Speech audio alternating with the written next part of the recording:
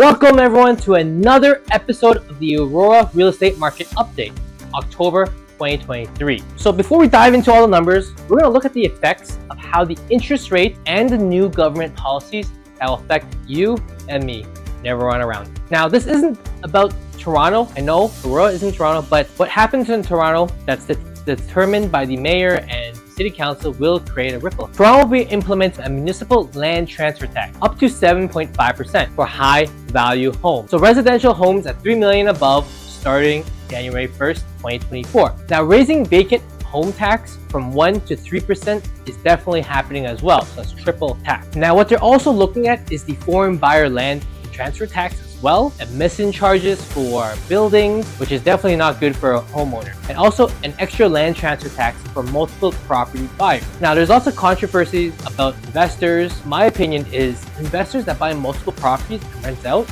really give the ability to help people live in these units. Otherwise, they would be likely to have to face homeless. So that's something to consider, but let's just dive into the numbers in Aurora. Now, the Aurora real estate market has really shown fluctuations in sales, active listings over the past few years. Now, despite these market fluctuations, Aurora remains an attractive destination for home buyers, particularly for the ones looking for detached homes. As detached homes account for significantly more than any other home types, we're going to be focusing more on that. If you want something else, let me know. I'll be happy to help. So for sales, last month in Aurora recorded 25 detached home sales. That's a drop by 26% a year ago.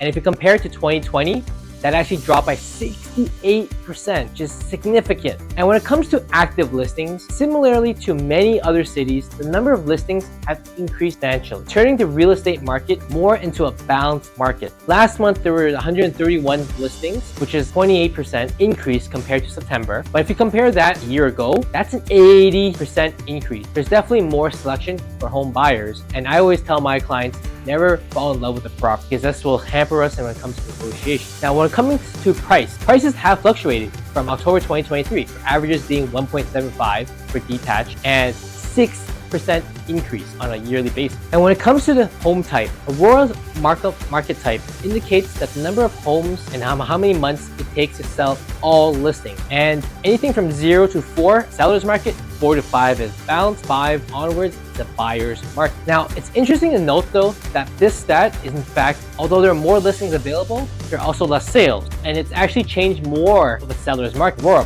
detached homes than a year before, despite interest rates rapidly climbing. And that's very different from other municipalities I cover. Now, if you just listen to the news was the buyer's market. That's not the case in Aurora. For the days on market within Aurora, for the most property type indicates a really quick turnover. They're selling quick. In October 2023, detached homes had a days on market on average 17 days. And the year before was 21 days. Again, that's very interesting. Now, these points really showcase Aurora's real estate market stability, fluctuating sales, reduced active listings, and average prices holding steady. Now, despite this, it's really highly sought after. And if you want more of a personalized information and consultation for you, please let me know. Reach me at 647-931-2121 or send me an email at alex@alexfund.ca. Take care. Bye-bye.